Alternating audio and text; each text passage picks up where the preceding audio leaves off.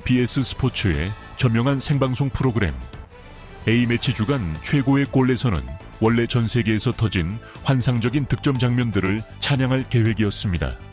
하지만 프랑스의 축구 전설 티에리 앙리가 갑자기 손을 들어 연출진에게 하이라이트 영상을 멈춰달라고 요청하며 상황은 급반전되었습니다.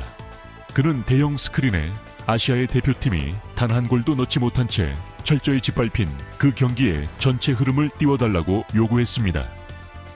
최고 분석가의 날카로운 전술적 안목으로 앙리는 코트디부아르가 어떻게 골을 넣었는지를 해부하지 않았습니다.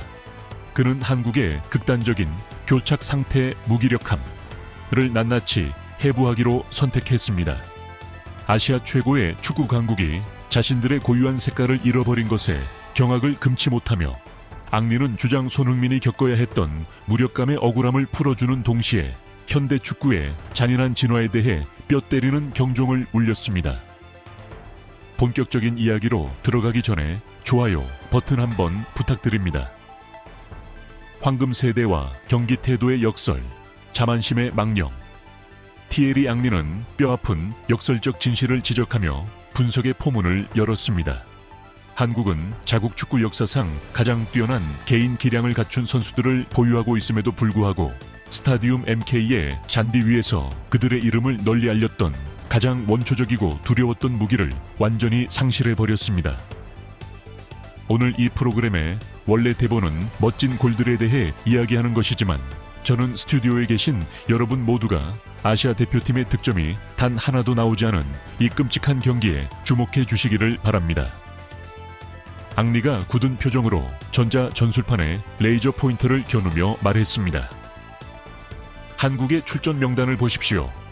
그들은 손흥민, 김민재, 이강인을 보유하고 있습니다. 객관적으로 말해서 이들은 진정한 황금 세대입니다. 전성기의 나이에 유럽 최고의 클럽들에서 활약하고 있는 선수들이죠. 이론적으로 볼 때 그들은 이것보다 훨씬 더 잘했어야만 합니다. 스포츠 심리학 정신력과 활동량의 관점에서 그는 그들의 나태함을 발가벗겼습니다. 하지만 이 전술 카메라 영상을 똑똑히 보십시오. 이것은 제가 현역 시절 상대하며 알았던 그 대한민국 국가대표팀이 절대 아닙니다.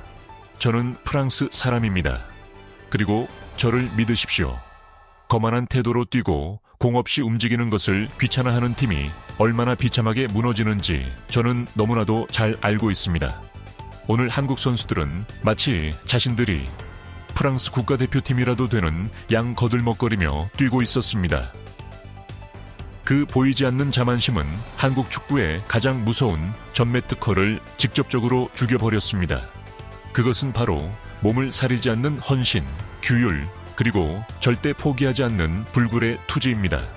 저를 분노하게 만든 장면이 하나 있습니다. 벤치에서 투입된 주장 손흥민이 목이 터져라 고함을 지르며 팀 전체에 강도 높은 압박을 요구했을 때 카메라는 여러 어린 선수들이 수비 명령을 무시한 채 어슬렁어슬렁 걸어다니는 모습을 포착했습니다. 여러분, 한 집단의 A급 스타들이 아무리 차고 넘친다 한들 뜨거운 열정과 규율에 대한 복종이 결여되어 있다면 그 집단은 이미 정신적으로 사망한 것이나 다름없습니다. 스리백 참사의 해부, 전차를 막기 위해 공격수를 내보내다 학술적인 측면으로 넘어가 앙리는 전문 지식을 동원해 홍명보 감독의 가장 어리석은 전술적 구멍을 적나라하게 폭로했습니다. 그는 물을 마시기 위해 잠시 경기가 중단되었던 짧은 시간 이후 한국의 팀블록이 왜 그토록 허망하게 붕괴되었는지 그 물리적이고 전술적인 메커니즘을 명확하게 설명했습니다. 첫 20분의 데이터를 분석해보면 한국은 꽤 괜찮은 압박을 보여주었습니다. 하지만 3분간의 쿨링 브레이크, 수분 섭취 휴식 직후 모든 것이 믿을 수 없을 정도로 빠르고 허망하게 산산조각 나버렸습니다. 앙리가 전술적 엇박자의 실패를 해부했습니다.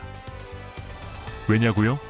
코트디부아르 코칭 스태프가 홍명보 감독의 스리백 시스템 운영에 담긴 그 순진함과 보수성을 완벽하게 간파해냈기 때문입니다. 그는 포지셔닝의 오류를 해부했습니다. 축구의 가장 기본적인 원칙입니다. 3백 시스템을 가동하려면 윙백 공격적으로 전진하는 측면 수비수, 자리에 초인적인 체력을 갖추고 무엇보다도 1대1 수비 기술이 탁월한 선수를 배치해야만 합니다. 그런데 한국의 시스템은 양현준이나 엄지성처럼 체격이 얇고 순수한 공격 성향을 가진 선수들을 그 무거운 윙백 자리에 내던져 버렸습니다. 윙어, 측면 공격수에게 아프리카 축구 특유의 원초적인 근육질의 힘을 앞선 측면의 폭주 기관차, 전차들을 끊임없이 깊숙이 내려와 막아내라고 강요하는 것은 전술적으로 완벽한 자살 행위입니다. 코트디부아르는 그것을 간파했고 즉각 중앙을 포기한 채 양측면으로 롱볼을 때려 넣으며 그 치명적인 약점만을 집요하게 후벼 팠습니다. 세계 축구는 엄청나게 진화했습니다, 여러분. 만약 어떤 감독이 선수들이 소속 클럽에서 전혀 익숙하지 않은 시스템을 국가대표팀에서 고집스레 사용하려 든다면 그는 즉각 가혹한 응징을 받고 시대에 뒤처지게 될 것입니다.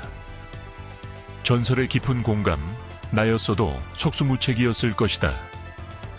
이 프로그램의 가장 매혹적인 대목은 티에리 앙리가 전문가의 시선을 거두고 피치 위 손흥민의 입장에 완벽히 이입했을 때였습니다.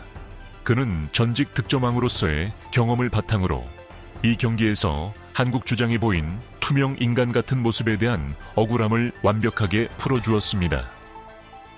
지금 각종 포럼을 보면 많은 팬들이 59분에 교체 투입된 손흥민이 구세주 역할을 해내지 못했다며 비난하고 있습니다. 앙리가 강하게 반박하며 고립 효과에 대해 설명했습니다. 하지만 축구를 제발 객관적으로 보십시오. 최고 수준의 환경에서 뛰었던 스트라이커로서 저는 당시 그가 느꼈을 그 극도의 끔찍한 고통을 너무나도 잘 이해하고 깊이 공감합니다. 그는 볼 배급 라인의 붕괴를 분석했습니다. 당신의 중원이 훌륭한 패서들을 잃고 템포를 조절할 공 소유 능력을 상실했을 때 전진하는 빌드업 시스템은 즉각 빌드다운이라는 끔찍한 난장판으로 변질됩니다. 즉, 수비수들이 자기 진영에서만 의미 없이 공을 돌리다가 패닉에 빠져 허망한 롱볼을 무작정 걷어 올리게 된다는 뜻입니다. 이토록 무참히 박살난 시스템 속에서 최전방 스트라이커가 도대체 어디서 공을 받아 슈팅을 때릴 수 있단 말입니까? 단도직입적으로 말씀드리겠습니다. 만약 아스널 시절 가장 빠르고 완벽했던 전성기의 저 티에리 앙리를 오늘 한국 대표팀 라인업에 집어넣었더라도 저 역시 그 이상은 절대 해내지 못했을 것입니다. 당신들은 비논리적인 것을 요구해선 안 됩니다.